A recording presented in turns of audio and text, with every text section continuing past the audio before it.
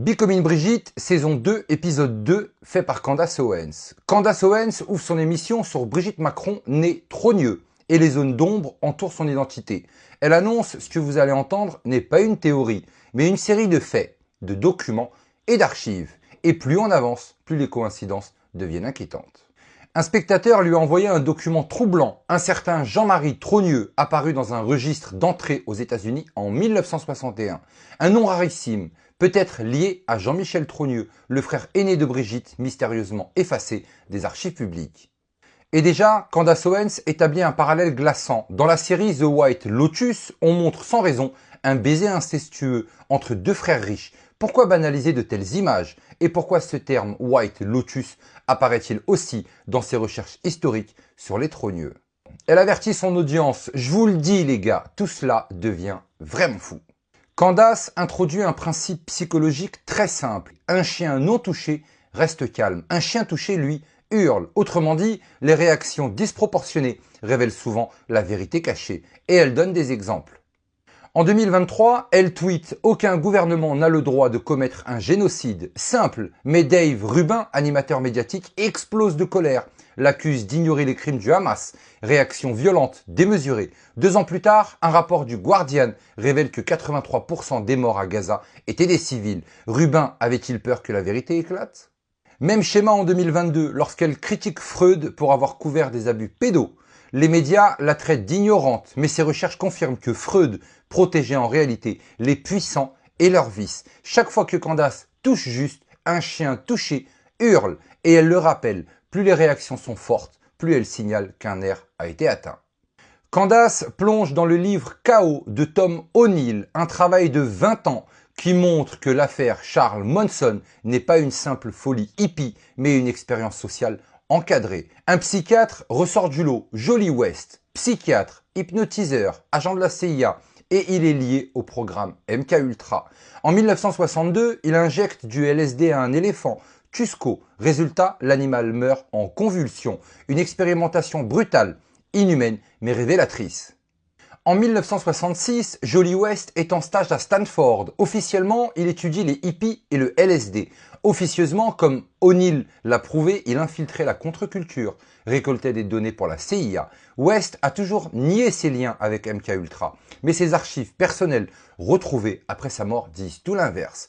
Candace ajoute, si West était déjà à Stanford en 1966, alors comment croire que l'expérience de la prison de Stanford 5 ans plus tard était une simple recherche académique? Retour sur la famille Trogneux. Un document officiel indique qu'un certain Jean-Marie Trogneux figurait dans l'équipage du MS Michigan, un cargo français. Son parcours, départ du Havre, escale en Colombie-Britannique et arrivée à Seattle le 27 août 1961. Son passeport porte le numéro 3408. Son métier, oiler, graisseur, chargé de l'entretien des machines du navire. Le capitaine Guy Chopin est connu par une seule photo d'archive. Le détail vertigineux, le port d'arrivée se trouve à 30 minutes de Stanford. Or, en 1971, ce même navire faisait la liaison entre l'Allemagne, Auckland et la Californie. C'est pile les zones où on perd la trace de Jean-Michel Trogneux après son service militaire comme sous-officier en Allemagne. Coïncidence ou piste vers ses années disparues? Nous sommes en Californie, été 1971. L'expérience de la prison de Stanford démarre. 24 étudiants, divisés en gardiens et prisonniers, sombrent en quelques jours dans la violence. Le plus brutal des gardiens, Dave Hachelman, surnommé John Wayne, se met dans la peau d'un tortionnaire. Plus tard, il avoue avoir joué un rôle, inspiré des westerns, pas une transformation, mais un jeu d'acteur. Un autre détail trouble l'histoire officielle. Un certain John Mark déclare que Dave Hachelman était un ami du lycée. Mais Zimbardo, qui était à l'initiative de cette étude, affirmait que personne ne se connaissait avant. Déjà une contradiction majeure. Et ce n'est pas tout.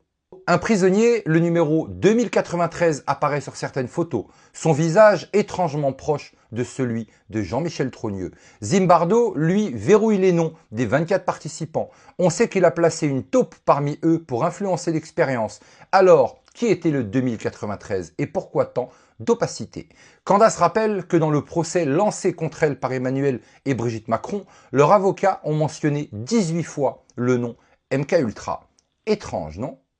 Elle n'a jamais accusé les Macron d'être liés à MKUltra. Elle s'est contentée de souligner des coïncidences, isolement de l'enfance, parents médecins, zone d'ombre familiale. Alors pourquoi cette réaction violente? Encore une fois, un chien touché hurle. Candace élargit son enquête à la culture contemporaine. Pourquoi partout voit-on des images incestueuses ou ambiguës? Heidi Klum posant en lingerie avec sa fille, les Kardashians en duo mère-fille dans des publicités suggestives, et The White Lotus où deux frères riches s'embrassent sans aucune justification narrative. Pourquoi habituer le public à ce qui choque? Pourquoi brouiller les repères entre interdit et normal? Et surtout, pourquoi le nom White Lotus réapparaît-il encore et encore? Pour comprendre, il faut remonter au XVIIIe siècle. Un homme, Jacob Frank Fomessi, héritier du sabbataïsme. Sa doctrine est simple et terrifiante. Le salut passe par la transgression.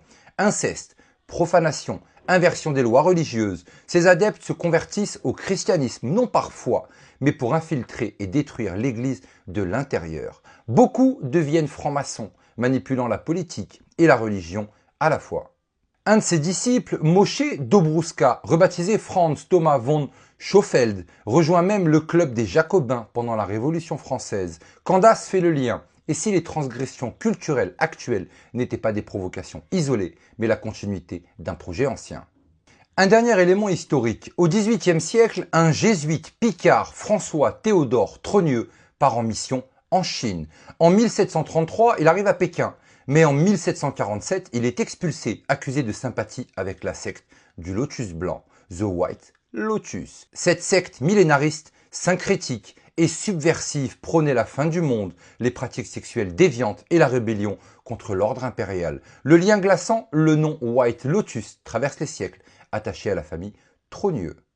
Et détail contemporain, c'est aussi dans un lycée jésuite qu'Emmanuel Macron rencontre Brigitte, un fil rouge qui court de la Chine du XVIIIe siècle à la Picardie jusqu'à la présidence française. Candace referme son enquête. Elle ne parle pas de livrer des certitudes, mais les fragments s'imbriquent, des archives verrouillées, des expériences psychologiques manipulées, un frère Trogneux aux États-Unis, près de Stanford. Un navire fantôme reliant les mêmes zones, des figures troubles de l'histoire, des jésuites aux franquistes et une culture moderne qui recycle les symboles de la transgression. Et si tout cela n'était pas du hasard? Et si ce que nous croyons être de simples anecdotes n'était qu'un scénario écrit depuis des siècles? Un scénario où chacun de nous joue, sans le savoir, un rôle déjà désigné. Mais surtout n'oubliez pas, on n'est clairement pas au bout de nos surprises.